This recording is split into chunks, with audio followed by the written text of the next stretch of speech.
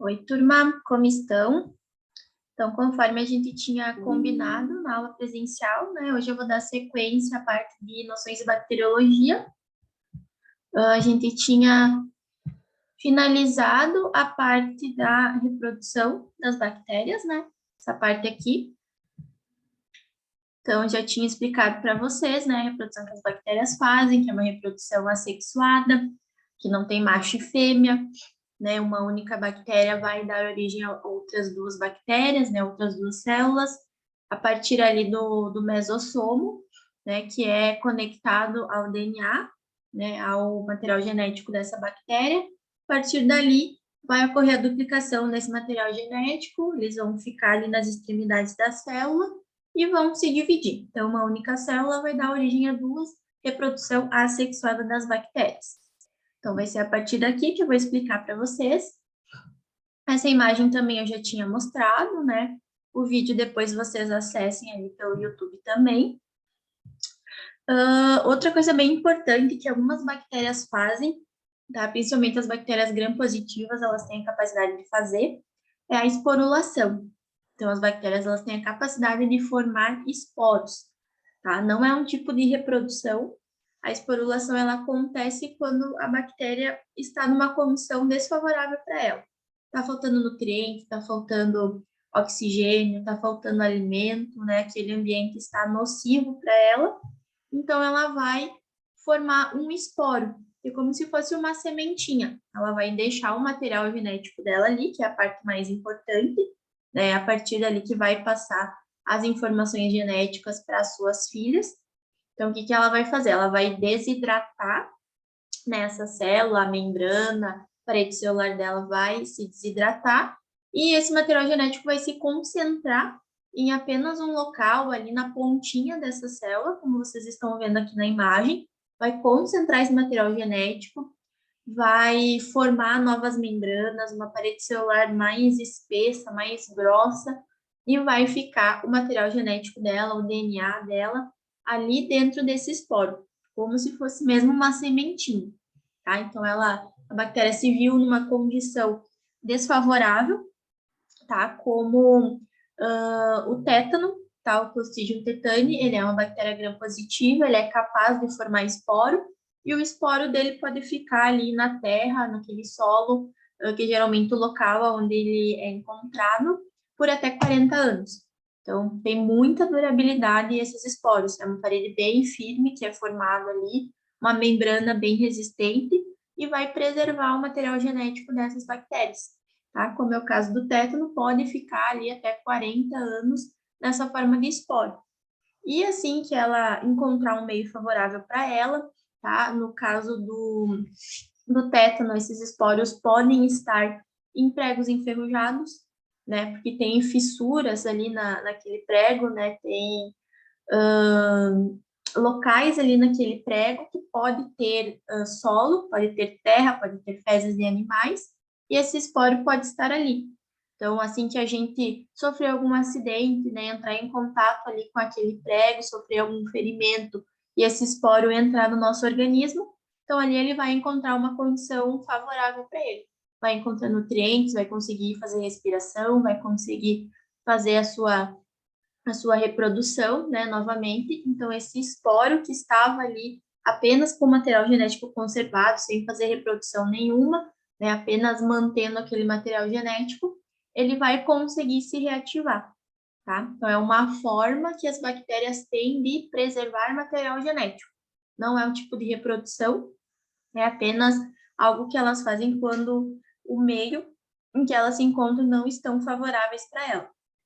Então, ela preserva o material genético ali. E assim que elas entrarem novamente no meio favorável, com disponibilidade de alimento, de água, de nutrientes para ela, ela pode reativar o metabolismo dela e seguir normalmente, fazer a nutrição, a respiração, fazer a reprodução assexuada dela, tá? E um único esporo, ele vai formar uma única célula, né? Aquele esporo, aquele material genético que está ali é de uma única bactéria. Então, assim que ele voltar a sua atividade novamente vai dar origem a uma bactéria.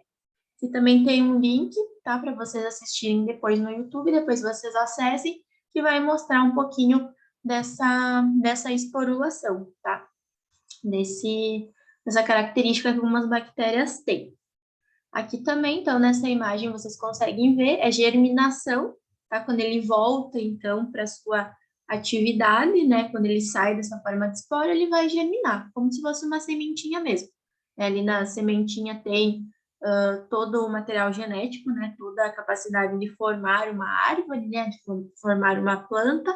Então, nas bactérias acontecem bem semelhante, tá? Dá para a gente associar dessa maneira. Então, forma o esporo, forma aquela sementinha.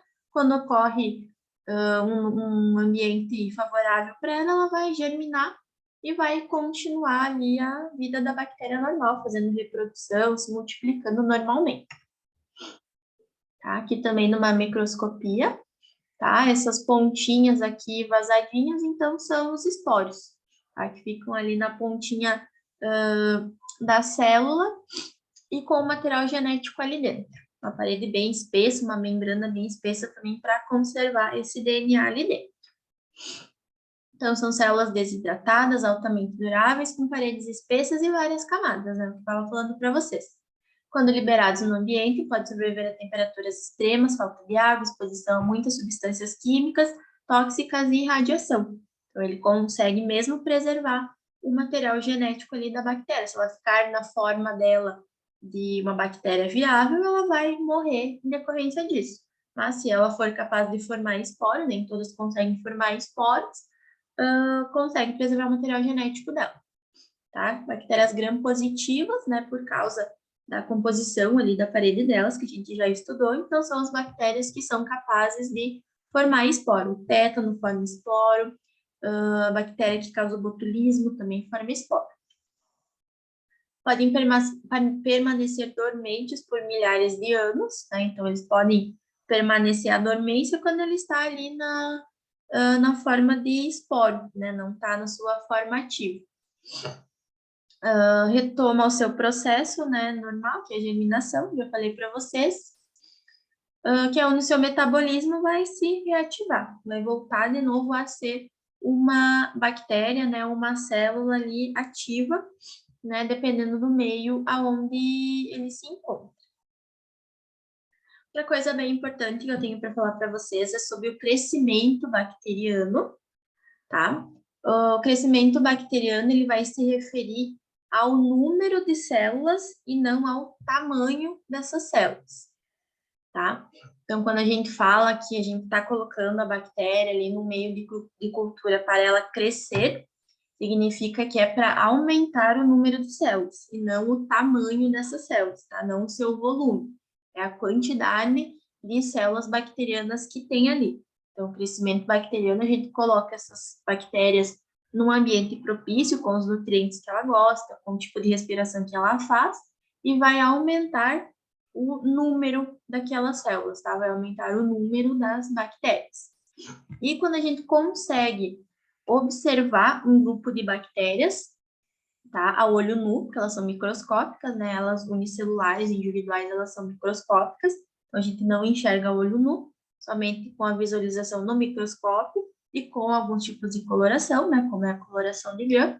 Mas quando elas estão em um grande número, em uma grande quantidade, elas podem formar colônias, tá? Que é isso que vocês estão vendo aqui nessa imagem, que é uma placa de Petri, tá? Esse vermelhinho aqui é onde tem os nutrientes que a gente quer que aquela bactéria se desenvolva, e esses branquinhos são as colônias bacterianas. Então, as colônias a gente consegue visualizar a olho nu, tá? Elas ficam muito grandes, né? Aumentam muito a quantidade delas, então a gente consegue visualizar a olho nu. Cada uma dessas pontinhas branquinhas aqui são colônias bacterianas. Ele significa que tem milhares de bactérias crescendo ali. Como os micro-organismos vão infectar o hospedeiro, tá? A gente já estudou ali os mecanismos que o nosso corpo tem para evitar com que o micro-organismo entre, né? Mas o que precisa ter para, de fato, ocorrer uma doença? Não é simplesmente uma bactéria entrar no nosso corpo, tá? Ela precisa estar no local certo, precisa ter a quantidade de micro-organismos certas, tá? A primeira coisa vai ser a porta de entrada, tá? O local ali onde aquela bactéria vai entrar. tá? Então, se é uma bactéria que causa uma infecção urinária, tá? Ela precisa entrar ali no trato urinário.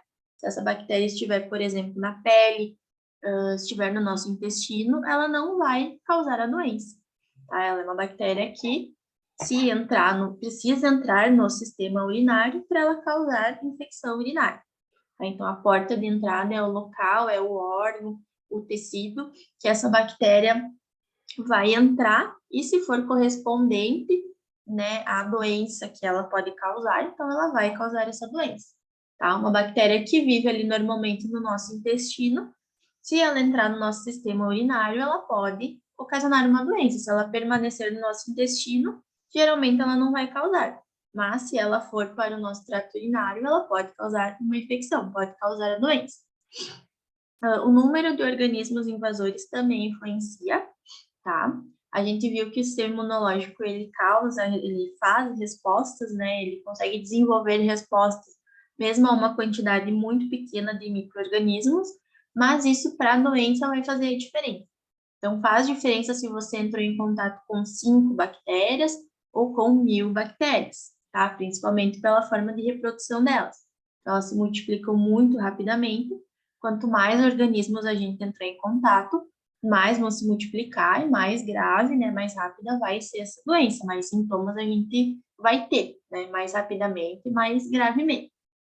Outra coisa também que as bactérias têm, tá, que vão facilitar elas causarem a doença, é a aderência. Então, elas conseguem se aderir naquela porta de entrada, naquele tecido, naquele órgão que ela invadiu, tá? A gente já viu sobre as fibras, né? Então, as fibras, as bactérias que possuem fibras, elas têm uma facilidade para aderir no tecido, tá? Que as fibras, elas são utilizadas para aderência, para fixação.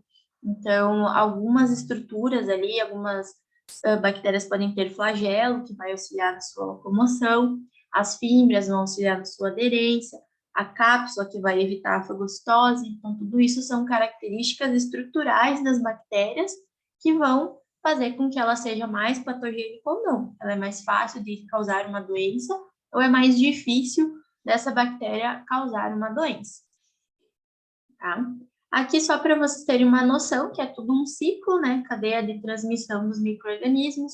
Então, precisa, né, ter uma fonte, né? Uma pessoa que esteja infectada, ou uma mesa ali que esteja com o micro-organismo em cima, né? A porta de saída, a forma de transmissão. Então, como que ocorre? É fecal oral? É por contato? É por gotículas de saliva que a gente está expelindo? Como que é a forma de transmissão? É via sexual? É via transfusão sanguínea? A porta de entrada, então esse micro-organismo tem que entrar no local correto, né? Dependendo do local e o órgão que ele se instalar, ele não vai ocasionar a doença. E o hospedeiro tem que estar suscetível, né? Ele foi vacinado alguma vez, ele já teve essa doença alguma vez, o sistema imunológico dele como é que está? Está bom ou não está? É um imunodeprimido, é portador de HIV, está em tratamento com câncer, tem doença autoimune. Então, tudo isso são fatores que vão influenciar para a gente desenvolver a doença ou não. Como as bactérias ultrapassam as defesas do hospedeiro, tá? As nossas defesas, a gente já viu um pouquinho disso, tá? Mas aqui é, então, o que está na bactéria que vai fazer com que ela consiga entrar ali de penetra no nosso organismo, né? Que ela vai conseguir driblar ali as nossas barreiras. Então, a cápsula, né, já falei para vocês, ela vai dificultar a fagocitose. Então, bactérias encapsuladas, elas têm menos chance de serem fagocitadas, né? Então, elas conseguem entrar no nosso organismo e desenvolver a doença. Alguns componentes da parede celular dela, tá? Então, tem também algumas substâncias ali que vão contribuir para ela ter mais virulência ou mais patogenicidade, tá? A gente usa esses termos mesmo para bactérias, né? Que é o quanto ela consegue causar a doença, né? O quão grave é essa bactéria. Enzimas, também se ela consegue produzir algumas enzimas, algumas substâncias, né? Algumas toxinas que vão ali tentar driblar o nosso sistema imunológico. E variação antigênica, tá? A gente vai estudar na aula presencial, parte de recombinação genética. Então, as bactérias, elas podem sofrer mutação, né, que é algo espontâneo, né, um erro ali na replicação do seu DNA, como nós também podemos sofrer mutações, né, os seres humanos, eles têm algumas mutações que são compatíveis com a vida, outras não, mas as bactérias também, e elas também conseguem trocar material genético entre elas, né? Então, vocês lembrem que o nosso sistema imunológico ele vai formar uma resposta, vai formar um anticorpo para determinada característica da bactéria. Aí, se essa bactéria sofreu uma mutação ou ela trocou material genético com outra bactéria, elas podem fazer isso, não é considerado uma reprodução, mas elas podem trocar material genético entre si. Então, trocou material genético, mudou aquele DNA, mudou aquele genoma da bactéria, já é uma outra bactéria, já tem uma outra característica, aquela resposta inicial, aquele anticorpo inicial que foi formado, já não vai reconhecer esse antígeno, já não vai reconhecer essa bactéria porque já possui características diferentes, proteínas diferentes, né, do que foi apresentado ali inicialmente. Como as bactérias danificam as células do hospedeiro, né? Hospedeiros somos nós. Então, elas podem utilizar os nossos nutrientes, né? Algumas bactérias conseguem fazer a sua própria nutrição, né? A gente já estudou, mas outras vão precisar de sugar, né? Parasitar a gente para conseguir o seu nutriente, para conseguir o seu alimento. Então, a gente produz alimento para essa bactéria conseguir se alimentar. Elas causam dano direto na região de invasão, né? Então, quando entra ali um micro-organismo, tem uma inflamação, e já viu 5 sinais de inflamação, então vai causar um dano ali na região, vai ter dor, vai ter perda de função ali naquele local que foi afetado. Algumas bactérias podem produzir toxinas, então a toxina, assim que ela cai na corrente sanguínea, ela pode se espalhar por todo o corpo, né? Então, as infecções generalizadas seriam isso, as toxinas que essas bactérias estão produzindo, sendo espalhadas, né, para todo o corpo, podendo ser levadas para qualquer órgão, então isso é bem grave, a gente sabe que se não tratado, né, se não visto de forma precoce, isso pode levar à morte. E induzir a reações de hipersensibilidade, tá? Então, é uma resposta exagerada, em vez do sistema imunológico fazer uma resposta adequada, com a quantidade certa ali de anticorpos, de receptores ali envolvidos, é uma reação muito mais exacerbada do que o normal. Então, pode dar aquele choque anafilático, não é algo normal, né? Não é algo natural do organismo esse tipo de resposta. Então, a hipersensibilidade é uma resposta imunológica muito exagerada, que também pode ser bastante prejudicial para o nosso organismo. Então, aqui só para mostrar para vocês, né, a parte da nossa microbiota normal, aonde pode ter micro-organismo, onde pode ter bactéria e aonde não pode ter bactéria em nenhum momento. Que se tiver, vai ocasionar uma infecção e precisa ser tratado. Então, onde não pode ter bactérias? No sangue, na bexiga, no útero, sistema nervoso, ouvido, rins, ali não pode ter bactéria, porque senão é alguma infecção, vai causar alguma doença se tiver alguma bactéria ali. Aonde que pode ter, então, bactérias, né? Na pele, no intestino, na boca, tá? Ali são locais que é comum ter bactéria, né? Elas são positivas, a gente já viu que as bactérias, elas são benéficas também para o nosso corpo, a gente não consegue sobreviver sem ter bactérias no nosso corpo, então são locais que pode ter, mas sangue, útero, rim, não pode ter bactérias, senão elas vão acabar desenvolvendo alguma doença. O que vai variar, ter ou não ter bactérias nesse local?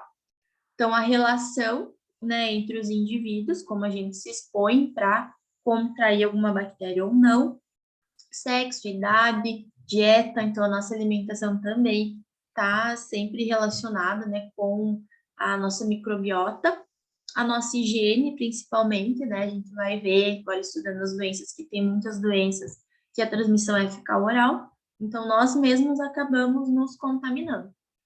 Aquilo que a gente elimina nas fezes, a gente pode, então, ingerir, né, via oral e acabar se contaminando novamente. Então, nós mesmos somos fontes para nós mesmos. A desvantagem, então, de ter bactéria no nosso corpo, a gente já falou sobre isso também, só para reforçar. Perigo de uma infecção oportunista, quando a perda de equilíbrio, então, quando tem algum prejuízo ali, né, algum desequilíbrio no sistema imunológico, está enfraquecido, então essas bactérias que moram ali, né, que residem na nossa microbiota, elas podem se tornar oportunistas e se tornarem bactérias patogênicas, podem nos causar doenças pela nossa imunidade estar enfraquecida. As vantagens, né, adaptação e multiplicação sem causar dano, então elas ficam ali sem causar dano e principalmente elas vão competir com as bactérias patogênicas, tá? Esse é o principal vantagem de ter bactérias no nosso corpo, tá? Então, eu me encerro por aqui com vocês, tá, pessoal? Quando a gente voltar, então, na outra semana, a gente vai estudar sobre genética bacteriana, sobre como as bactérias trocam material genético e iniciamos, então, a parte das doenças bacterianas, tá? Qualquer dúvida, estou à disposição de vocês ali pelo grupo do WhatsApp, tá? Boa semana para vocês, bom feriado e a gente se vê na outra semana, então.